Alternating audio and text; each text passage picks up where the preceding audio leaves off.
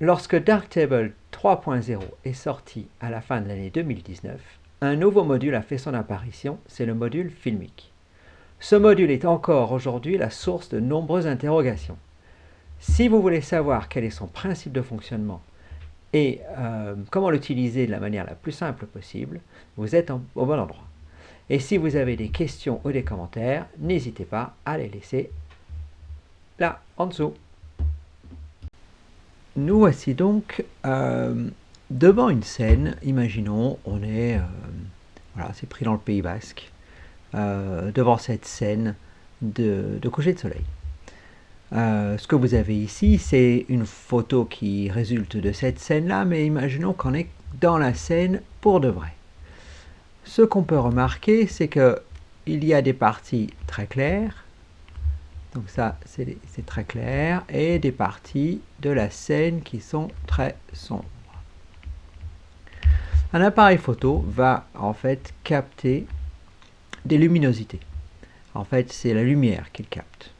Et la lumière, on peut la représenter sur un axe, voilà, bien droit, avec une échelle qui va du presque 0 pour un objet qui ne réfléchirait aucune lumière, ce qui physiquement apparemment n'est pas tout à fait possible, jusqu'à une quantité de lumière infinie. Bon, c'est pas tout à fait possible non plus. Enfin bon, dans la réalité, en fait, nos zones, ici, la partie la plus sombre ici va peut-être être là sur l'axe, et puis la partie la plus claire va peut-être se situer ici. Donc ma scène, elle couvre une zone de luminosité qui est finie ici. Et mon appareil photo, c'est ce qu'il va capter.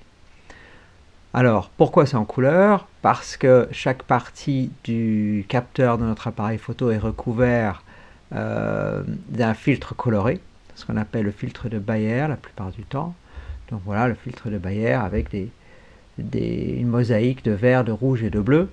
Et en fait, c'est dans le logiciel après coup qu'on essaie de reconstituer les couleurs qui étaient dans la scène. Aujourd'hui, on s'intéresse en fait qu'à la luminosité. Donc en fait, cette scène, elle a une luminosité qui va de la partie là, la plus sombre à la partie la plus claire.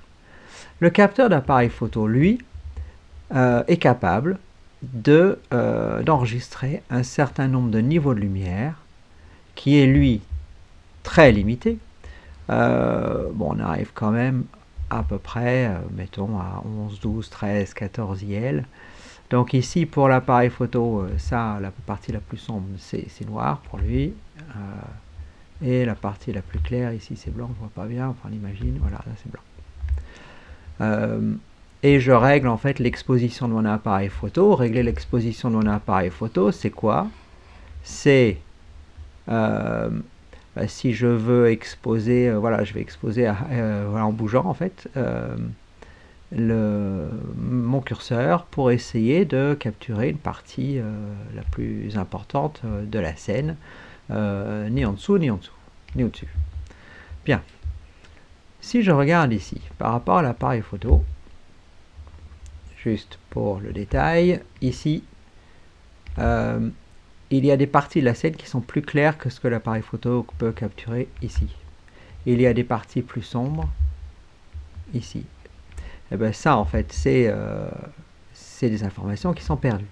Ici, typiquement, quand on surexpose ici, je vais avoir des pixels qui vont être surexposés puisque ça va être tout blanc. Le capteur est plein. En fait, il a reçu son plein de lumière. Il ne peut pas en faire plus.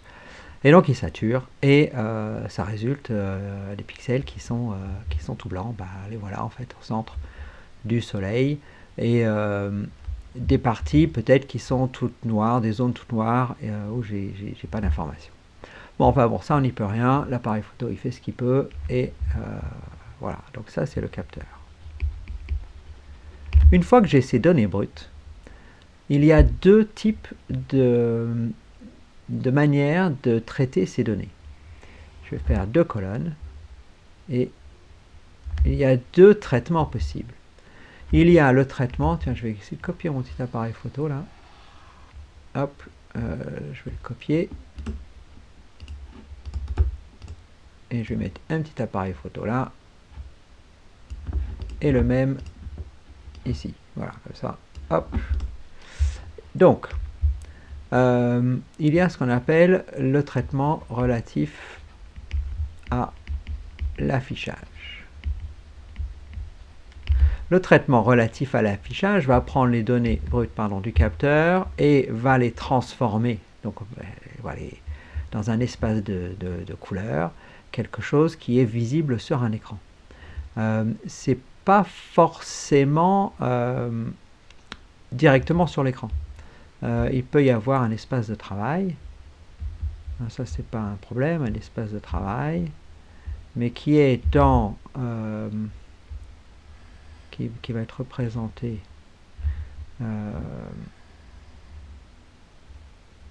voilà, dans un profil de couleur type Profoto RGB, mettons. Et ce qu'on appelle relatif en fait à l'affichage, c'est que cet espace de travail est borné en luminosité entre 0 et 100%, donc ce qui limite en fait directement à gauche et à droite par 2 bornes. Alors, les données ici sont copiées d'une certaine manière, mettons, voilà, alors on va les copier dans mon espace de travail. Imaginons que l'espace de travail est plus grand que ce qu'a réussi à avoir le capteur. Si il est plus petit un jour que ce qu'a le capteur, on va avoir des soucis. Donc imaginons qu'il est plus grand, ce qui va me donner un petit peu quand même de possibilités de travail. Donc en fait ici, mes données, ce qui reste en fait de ma scène est maintenant dans un espace de travail qui est là. Alors l'inconvénient de ça, c'est que si je modifie l'exposition maintenant de mon image, qui est dans cet espace-là, donc mon image elle est représentée là maintenant, et si j'augmente l'exposition de mon image, c'est-à-dire je l'augmente ici, je l'augmente fortement, ce qui va se passer, c'est que je vais rencontrer un mur ici. Et à partir de ce moment-là, eh ben, tout ça, tout ce qui est dépassé, qui était sur ma scène, qui dépasse le blanc, en fait est bloqué.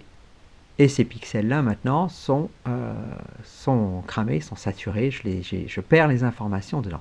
Et même chose dans les autres côtés, si je descends en dessous de 0. Et ça, on le voit très bien. Je vais prendre un logiciel ici, notamment Capture One. Voilà, j'ai la scène là de mon coucher de soleil, les ajustements, donc rien du tout. Donc ça arrive, les gens ils disent brut de capteur, comme on dit. En fait, bon, Capture One, il a fait plein de choses avant d'afficher ça.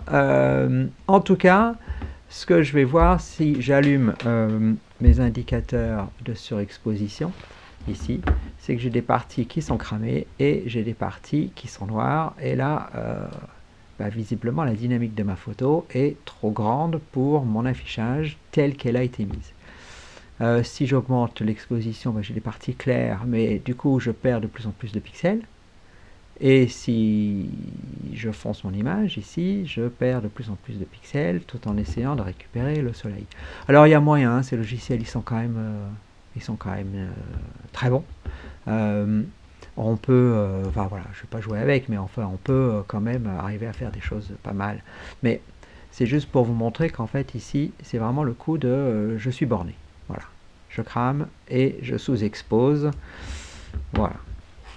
Dans le flux de travail relatif à la scène, les informations du capteur sont transformées dans un espace de travail qui est, lui, non borné, en luminosité en tout cas.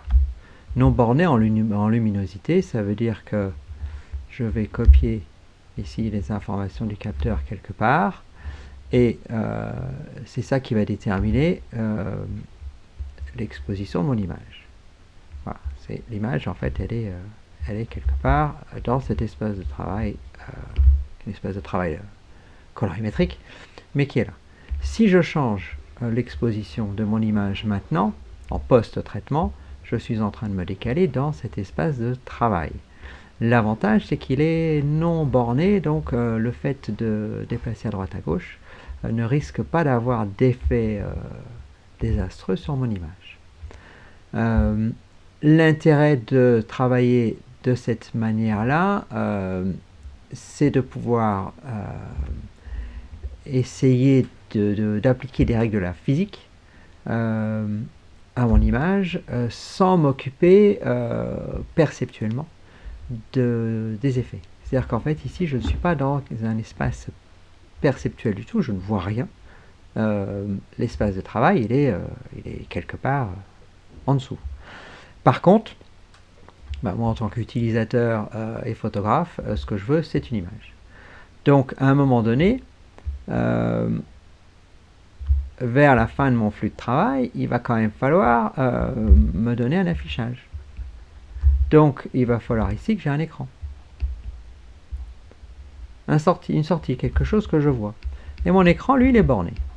De 0 à 100% de luminosité. Alors, qu'est-ce que c'est que régler l'exposition de mon image maintenant, puisque toutes les données sont déjà capturées, enregistrées, je ne peux pas en perdre. Donc c'est pas comme à la scène où si je surexpose le capteur, il va pas tout prendre. Non, ici, les deux données, je les ai. Donc qu'est-ce que je suis en train de faire? Je suis en train d'éclairer ou d'assombrir la scène. En fait, qu'est-ce que je suis en train de faire? Je suis en train de choisir le point gris. C'est tout ce que je fais. Je choisis le point gris. Et ce point gris, on va lui donner comme référence 0 EV. C'est lui qu'on appelle 0 EV ici. Donc un 0 tout à fait relatif. Et donc rien à voir avec le 0 ici qui serait le noir absolu en physique. Voilà. Et ce 0 EV, mon point gris, va être copié ici au point gris de l'écran qui correspond à un éclairage de 18%, parce que l'œil humain ne voyant pas de manière linéaire, si on éclaire un écran à 18%, moi je trouve perceptuellement qu'il est allumé à 50%. Voilà, ça c'est perceptuel. Donc,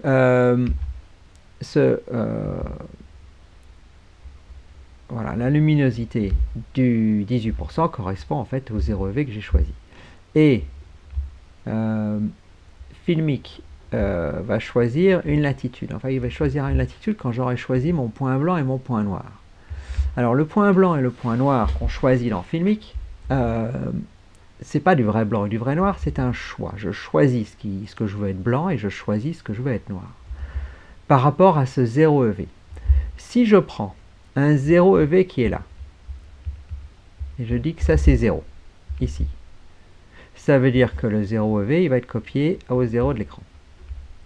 Et tout ce qui est en dessous sur mon image va être copié à 0 EV, c'est-à-dire je perds des informations. Si je choisis, c'est possible, on fait ce qu'on veut, hein, c'est purement un choix d'artiste. Si je choisis un 0 EV qui serait au-delà, ça veut dire que le 0 EV va être copié au 0 de l'écran.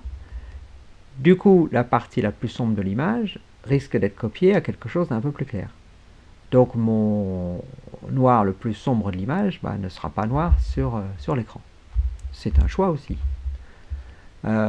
Imaginons, et c'est pareil pour le point blanc, hein. Le point blanc c'est exactement la même idée, je choisis un point blanc. Si je le choisis ici, mon point blanc, ça veut dire que c'est ça, cette luminosité-là, qui est copiée à 100%, ça veut dire que le point le plus clair de l'image ne va pas être tout à fait blanc sur l'écran. Et si je le choisis avant ici, c'est ça qui va être copié à 100. Et donc du coup, j'ai des pixels ici qui vont, des zones de l'image qui vont être blanches sur l'écran. C'est ce qu'on appelle des zones cravées surexposées. C'est un choix aussi, même, voilà, on choisit de faire ce qu'on veut. Imaginons, je vais être raisonnable, que je choisis exactement le point noir le point noir qui est ici, noir, qui correspond au pixel le plus sombre, et je choisis, je suis très raisonnable, hein, le blanc qui est là. C'est mon choix de noir et de blanc. Par exemple, alors on calcule, pour ici, il y a combien? Par exemple, il y a plus 6 EV. Et puis mettons là, il y a moins 5 EV. Voilà, donc mon point blanc s'appelle moins 5, et mon point blanc pardon, s'appelle plus 6, et mon point noir s'appelle moins 5. Alors, à partir de là, Filmic, il a un travail de courbe à faire, un travail mathématique. Donc il va définir une latitude, et à l'intérieur de cette latitude, en fait, il va choisir deux points, un au-dessus du gris et un en dessous. Et toute cette zone de l'image va être copiée linéairement vers l'écran. C'est-à-dire que si par exemple là je suis à plus 1 EV ici, il va correspondre à l'écran à ce que je vais voir perceptuellement 1 EV de plus. Et par exemple 1 EV de moins, 2 EV de moins, c'est copié, il n'y a pas de modification, c'est une transformation linéaire. Donc c'est les mêmes luminosités de l'image sont copiées exactement, identiquement sur mon écran. Reste à voir maintenant ce qu'on fait avec les hautes lumières et les basses lumières. Les hautes lumières, c'est tout ce qu'il y a entre mon point de latitude haute et le point blanc que j'ai choisi. Alors on sait déjà que le point blanc va être copié à 100% de l'écran, quel que soit le point blanc que j'ai choisi. J'ai une zone ici qui ne va pas avoir la même longueur que la zone de l'écran ou l'espace de l'écran qui reste. Donc on va avoir en fait des lignes ici qui ne vont pas être parallèles. On peut avoir soit une compression si cette zone-là est plus grande que ce qu'il y a sur l'écran, ça va être comprimé. Soit si j'ai plus de latitude, plus de place, on peut éventuellement avoir des parties, imaginons, on peut très bien imaginer, et Filmic se débrouille de ça tout seul. C'est pour ça qu'on dit que Filmic est capable de gérer des fichiers HDR. En fait, Filmic, il sait pas, il fait pas la différence en fait. Et lui, il est juste là pour copier les tonalités de votre exposition au milieu de l'écran et se débrouiller, hein, je dis bien se débrouiller, pour que tout le reste ça rentre. Voilà. Donc ici j'ai mes parties sombres de l'image là, le point noir qui est copié,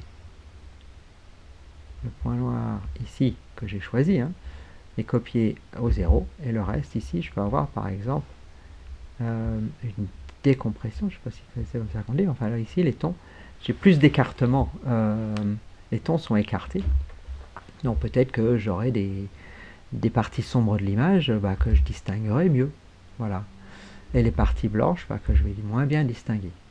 Donc ça en fait c'est le travail de Filmic, c'est tout ce qu'il fait. Alors, essayons de comprendre la courbe. La courbe, elle est là. Alors, quelque part sur l'axe horizontal des abscisses, on met mon point noir qui a été choisi par l'utilisateur, moins 5, et on a le point blanc choisi par l'utilisateur, ici, plus 6. Quelque part entre les deux, j'ai 0. Ça, c'est le point gris. À la verticale, j'ai l'écran. 0 et 100%. Ici et là, c'est borné. Hein. Ça, c'est borné. Ça, c'est borné. Voilà. Les traits n'apparaissent pas dans le logiciel, mais je vous les mets. 18% va être dessiné. Alors, peu importe où il est dessiné, hein, c'est pas forcément à l'échelle. Peu importe. Ce que fait Filmic, c'est qu'il vous met un gros point orange au point à votre point 0. Voilà. Donc à votre exposition 0. Ensuite, vous avez une certaine latitude dans votre image qui est, voilà, mettons comme ça. Cette partie-là, en fait, on regarde. Ici, cette latitude, par exemple, correspond à, par exemple, à moins 2, et puis là, plus 1,5. 1,5, peu importe. qui vont correspondre finalement à des éclairages de l'écran, ici et là. Et le fait est que lorsqu'on copie sans aucune modification de manière linéaire, ce qu'on obtient en fait, c'est une courbe qui fait réellement une ligne droite. Voilà, ça veut dire qu'il n'y a aucun changement. L'entrée et la sortie, ce sont des luminosités qui se correspondent. Ensuite, les parties sombres, je vais faire en rose. Non, les parties claires en rose alors. Les parties claires, j'ai de la luminosité qui reste sur mon image, j'ai de la luminosité qui reste sur mon écran.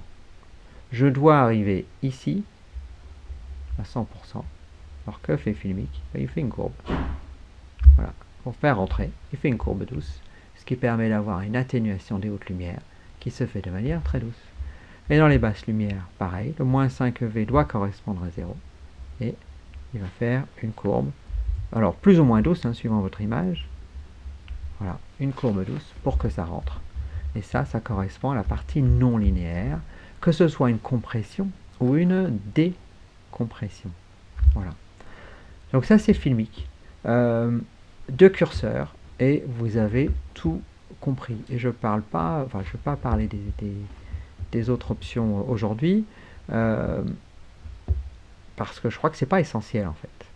Alors regardons dans Darktable, en fait, j'ai ici le même graphique qu'on obtient avec le petit bouton là. Ça c'est ma courbe qui est réglée avec point blanc, point noir.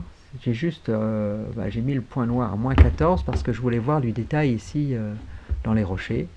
Le point blanc, je l'ai mis pour que le soleil soit à peu près correct, tout ça à l'œil, visuellement. Et quand je regarde, je m'aperçois que j'ai une scène en bas qui est une plage dynamique que j'ai choisie, très grande, qui doit rentrer dans un écran. Le 0, 18, c'est une ligne droite. On a une zone avec des lignes droites qui est relativement petite, parce qu'on voit déjà de la compression de plus en plus. Là, ici, on a une très grande compression des tons. Ici, on a un petit peu de compression. Voilà, donc ma zone de latitude est petite. Et ça, je ne peux pas jouer directement là-dessus. Ça, c'est des contraintes mathématiques. J'ai envie de dire, c'est pas mon problème. Si je regarde cette scène-là qui a une plage dynamique nettement moins grande, puisque c'est pris par tant de nuages en Bretagne l'hiver, imaginez, j'ai réglé mon point blanc, mon point noir pour que visuellement, voilà, ce soit correct. Et si je regarde, après c'est par curiosité, je regarde, j'ai en fait une plage dynamique de ma scène qui est relativement réduite. Et dans les tons sombres, j'ai une extension ici qui se fait, qui doit correspondre en fait au détail qu'il y a dans les parties sombres. Voilà. Et dans les hautes lumières, il n'y a pas grand chose. On a un petit peu de compression dans les hautes lumières, mais pas, voilà, pas grand chose. J'ai même l'impression que c'est même pas de la compression d'ailleurs. Bon, je sais pas trop. Enfin bon, voilà, il s'est débrouillé pour que ça rentre. Dernière chose, juste pour vous montrer le travail de Filmic, donc vous regardez le graphique ici, là. Ce que je veux vous montrer, c'est que c'est indépendant de l'exposition. C'est-à-dire que si je change mon exposition, je la change par exemple là, ma scène elle devient toute sombre, toute affreuse, vous regardez Filmic, ça n'a pas changé. Pourquoi? Parce que l'exposition, c'est le point 0, c'est relatif par rapport aux données de l'image. Donc il a fait relativement à ça et ça ne change pas. Et ça c'est génial, parce que ça veut dire qu'une fois que Filmic, enfin si Filmic est réglé, je choisis d'abord l'exposition, ensuite je règle Filmic. Mais ça veut dire que je peux faire plein de modifications dans mon image avec des modules, et ça ne va pas surexposer ou sous-exposer mon image pour autant. Je ne suis pas en danger d'avoir des zones rouges ou jaunes, si j'enlève Filmic, ici, et j'augmente l'exposition, et bien comme dans le logiciel tout à l'heure, voilà, j'ai surexposé ma photo, et là je la sous-expose. Alors j'ai pas de clipping bleu, j'ai réglé pour que ce soit très faible en fait. Voilà, je rallume Filmic, et ça disparaît. Voilà, génial, Filmic, ça marche du tonnerre.